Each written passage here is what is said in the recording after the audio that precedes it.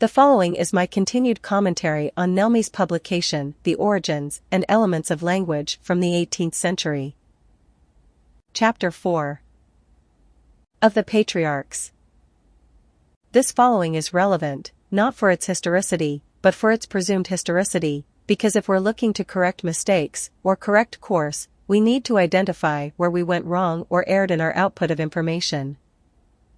The problem with accepting Mosaic history, and then using it as the foundation of the body of your work, is that it is entirely dependent on forgery and presuppositions. By presuming something is true rather than demonstrating that it is, with evidence, the researcher has fallen into a trap. The inability to prove a claim ought to be posited as an idea or possibility, and left open to interpretation till more evidence can be found, but for some reason, that is not what happens. Instead, people appeal to authority to coerce others to accept their ideas as truth, rather than letting the evidence prove the truth. I do not accept Mosaic history. I do not accept we are descended from Adam or Noah in a literal sense. However, in a deeper allegory, the root of Adam can signify the earth, and were our physical bodies to be manifested by the earth, perhaps that could be the underlying symbolism laid up in the allegory. I'm open to possibilities and am perfectly comfortable yielding and conceding what I don't know. But I will not yield to claims that cannot be proven. In this regard, I am unvanquishable. The alleged Greek term for the wanderers by sea was pelaskoi, plural, or pelaskos, singular. Some scholars in the status quo have attributed the etymology of this term to the Hebrew, plg, peleg, but this is speculation, not demonstration, and in my opinion, it is the result of Abrahamic nonsense. I reserve the right to change my opinion. However, it is important for researchers to be aware of this, because it will most likely be what status quo researchers will differ to. This concept, among several others, is a presupposition that the status quo's claim of Phoenicians being from the Orient hinges upon. I don't think there is any modern researcher who won't concede that Bacchus is the sun. Yet, here we have, in antiquity, people believing that Bacchus was real, and that he was likely Noah. Again, I am adamant about recognizing the astro-theology being proposed as history because once you debunk its historicity, everything else unravels and demonstrates that the status quo's version of history is either a construct created by profane rabble or a meticulous web of deceit created by monkish despots. If you are not a monk or an initiated priest, and you perpetuate this nonsense as history, then your best-case scenario is that your profane rabble, which is embarrassing for you, your ancestors, your progeny, and human posterity, but at least you can concede that you didn't know you were preaching lies and doing the proverbial devil's bidding. However, now is the time to repent and correct. Those of you initiated into the societies, which are not so secret anymore, who spouted this hot garbage and sank your civilization's minds into the collective gutter, causing more divide and conquer behavior than anything in the history of mankind, are in a much graver spiritual position, and God willing, you will be punished for what you've done, in this life, not the next. You are drenched in the blood of innocence from the wars and slavery you've cultivated. And now you're up to the same greedy, murderous schemes again. Surely you can appreciate what it means for the son, or Noah, to divide the world among his sons, 3 of them, if you know how many portions that the old year was divided into, before they went down to Shinar, which can philologically be the river of sin in Hebrew, anecdotal, but it's there. If there were any doubt, would you at least concede Hercules is the son? Most people would, and the status quo thought Hercules was Noah as well. What does that make Noah? As a brief aside, I use the term status quo and make generalizations, which is a stereotype fallacy, but I do so for convenience, as the aim of my work is not to necessarily single anyone out and blame their stupidity for the corruption and fraud that's occurred at an institutional level spanning centuries. The aim of my work is to empower you, not to make a list of the numpty liars throughout history. It's to give you the knowledge to take responsibility for the lies, correct them, and refuse to repeat them unless it's for the purposes of teaching others why the lies are wrong. CHV. It's not my intention to make fun of learned men who are completely ignorant of astro-theology, but if you're a researcher, scholar, or historian and you don't account for it, the body of your work will not stand the test of time.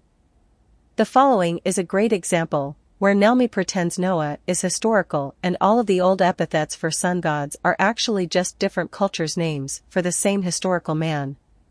It's difficult for me to believe someone as learned as him was also as ignorant and foolish as the following passage reveals, but judging his Abrahamic disposition, it either blinded him or he confounded the astro-theology with history at the behest of the priesthood, or the nobility that funded his work.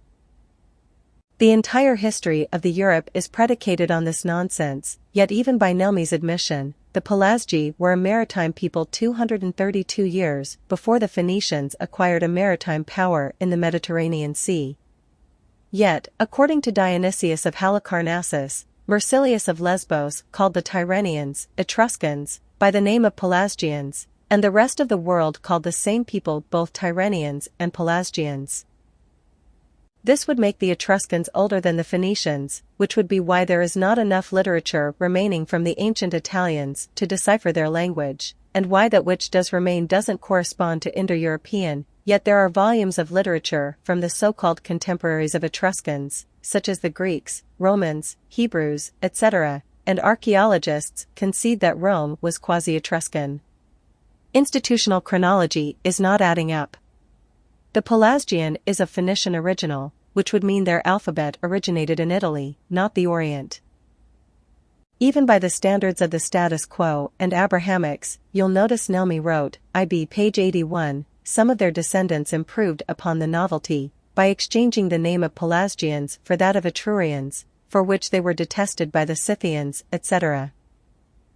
He continued, pages 81, 82, their detection operated in the declension of their civil power, and the loss of their language, thereto the Romans succeeded, which was a mixture of various dialects, all derived from the Pelasgic, but corrupted by the Oscans, Sabines, Samnites, and other nations, all Italian, which in process of time became blended with the Greek, another branch of the Pelasgic, or Etruscan tongue, of which Linus is called the refiner, and is also said to have written the exploits of Bacchus, Noah, in Pelasgic letters, about 1067 years after the deluge, and 1281 years before Christ.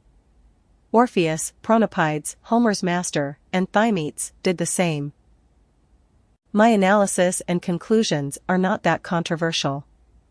I acknowledge much of what the status quo discovered about the structure of language, mapping it out, and the interchanging of letters. The primary difference between our conclusions is that they are content with the causing of the system being Jehovah, while I do not accept that.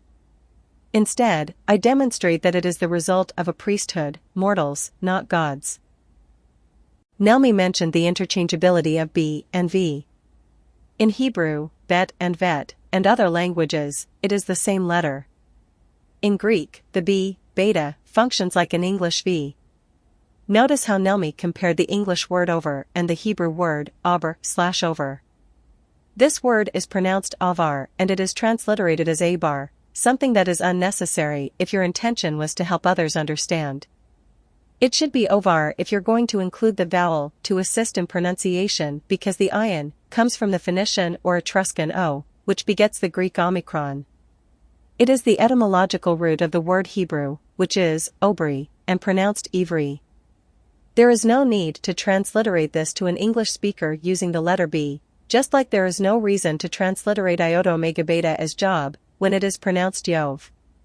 With this slight adjustment in perception, you can see how easy it is for this word iota omega beta, tetragrammaton, IEUE, Eve, Jew, JHVH, Jove, etc., pronounced Jovu, to be John, given that the Greek N, nu, takes the symbolic form of the English V when it is in lowercase form, nu.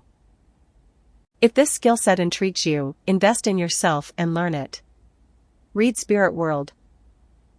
Become a member to access the rest of this article.